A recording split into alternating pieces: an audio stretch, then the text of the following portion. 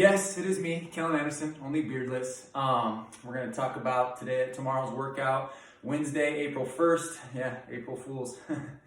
So, tomorrow, our workout. So, hopefully you were able to do today's workout. That was quite the grinder. Kind of felt like a style of Murph or something like that. But yeah, it took some time. We were able to go out to the football field and the track and kind of modify, do half set of stairs.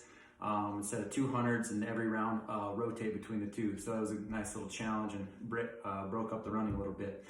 So tomorrow though is going to be a lower body emphasis. So we're looking at hinging, doing some unilateral work, hinging and lunging. So you're going to do 10 each leg, single arm, single leg RDLs, and that's going to be contralateral. So what that means is you're going to be holding the weight in the opposite limb that is working. Okay, so if I'm doing single leg RDLs on my right, I'm gonna hold in the left. And same thing with the lunges, I'll demonstrate those as well. So you're gonna go 10 each. So 10 with the right, 10 with the left, and then you're gonna do the same thing with the reverse lunge, 10 with the right, 10 with the left. Then you're gonna do 10 plank hand walkouts. You'll see different variations of the walkouts. They'll go all the way from a standing position, but we're gonna start in a push-up position or a plank from the hands, and then you're gonna walk out. You can also modify these by going from the knees, very similar to any anti-extension movement like a rollout, body saw, or anything like that. You're gonna then rest 1 minute after each round. Yes, you want that rest. And then you're gonna go for 5 rounds. So weight, guys, you're looking to use around 35 plus or minus based on what you have. You can challenge yourself. Like today, I did a little bit heavier on the rows. It just depends on what you wanna do and what your ability is. And then for women, it's about 25 plus or minus. Then there is a finisher. So with this finisher, you want to make sure that you are warming up based on what you're going to do. So I put hill sprints in there, or you can do strides or something like that. Make sure that you warm up prior and properly to what you're going to be doing.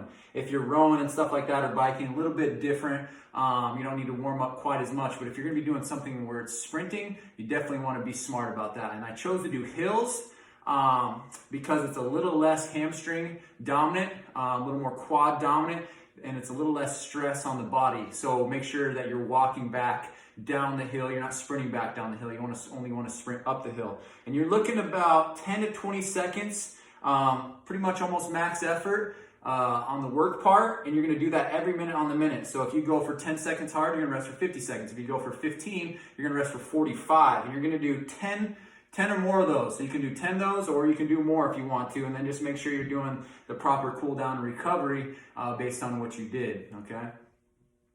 Just get you prepped for the next day and take care of that body. So if we're training hard, we want to make sure we're recovering and doing the things we need to take care of our body so we're not having some overuse stuff or little injuries and things like that. So I'll go ahead and get started and demonstrate the movements. Remember, you're going to go 10 single leg RDLs on each side. So when we're doing an RDL, it's a hinge. So if I'm doing a bilateral RDL, so 2 legs, okay, I want to think about driving my knees out, a slight soft knee, okay, so it's not locked out, they're not bent, and I want to hinge through my hips. So I'm sitting my hips back, maintaining that neutral spine position, okay, shins are staying back, or knees are staying back, shins are a little bit more vertical, but I want to stay in that tripod position with my foot, so pinky toe, big toe, and heel glued to the ground.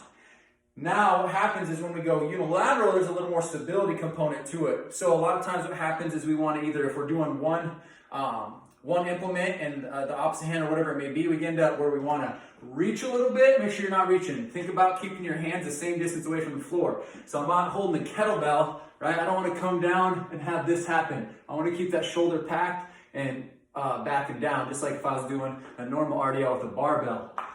Another thing to think about is your hip, knee, and toe all staying in line. You don't want the toe pointing out, the knee dropping in, okay? So focus on setting up in a good position before you even initiate the hinge. Another thing too is making sure your hips aren't rotating. So notice how my toes kind of point out to the side. If I point that toe, it helps, or turn my toe in, it helps bring my hips square. So that way my hips are flat across the top in that hinge position, okay? We don't want to be twisted. So the RDL, you're going to hold it in my left hand if I'm doing the RDL on my right leg. So that's your contralateral, okay? So you're going to go 10 on the right and then 10 on the left, Okay, so soft knee, drive that heel up and back. Okay, this other arm is out for counterbalance. Toe, knee, and hip all in line. I'm not reaching for the floor. So if I bring my hands, okay, sorry, I lost my balance there for a second. But if I bring my hands, they should be the same distance apart, okay? This hand's not going down to the floor more. So I'm here, shoulders are backing down, and then coming through to hip extension. Once you're done with that, you'll switch hands. So you can do this with a dumbbell, kettlebell. You could do it with a sandbag if you want to. Maybe if you're using a sandbag, you might have to hold it in the two hands or a duffel bag or whatever. That's fine. Just make sure you're getting your 10 reps on each side. Okay, it's not going to be exactly a contralateral, but you're getting the unilateral work that we want. Then the reverse lunge is you're going to step back, okay, with the arm, or step back with the leg that you're holding the weight in. So you're going to, if I'm holding my left hand, I'm going to step back with my left foot, and then my right leg is doing the work. You want a slightly positive shin angle, that way you can drive up and through off that front leg. Okay, I'm going to step back, 10 reps, touch the knee down softly, switch hands, 10 on the other side.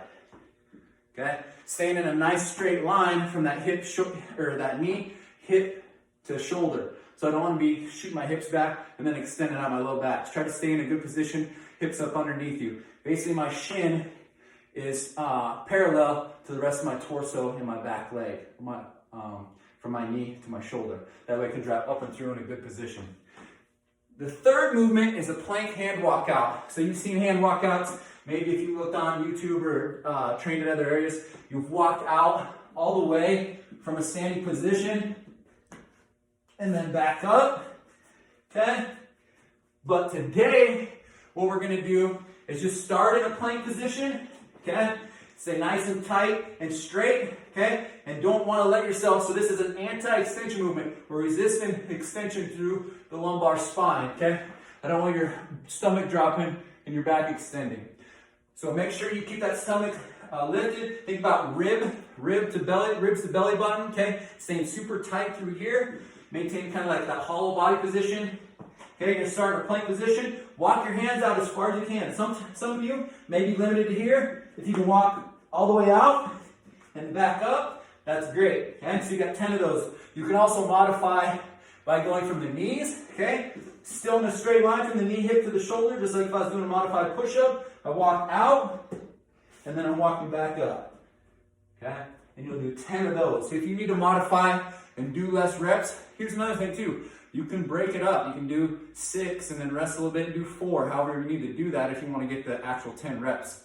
But as soon as you get done with that, then you're gonna rest a minute. So it's a little more strength focused on this one, and then you kind of have that finisher with those sprints at the end. So enjoy the workout. If you have any questions, message me and we'll get those taken care of. Good luck on the workout. I'm excited to see what you do. Let me know like your weight and your time, and then kind of what you do for your finisher. I'll be interested to see what you guys do. And then tomorrow we'll get back at it. Have a good one.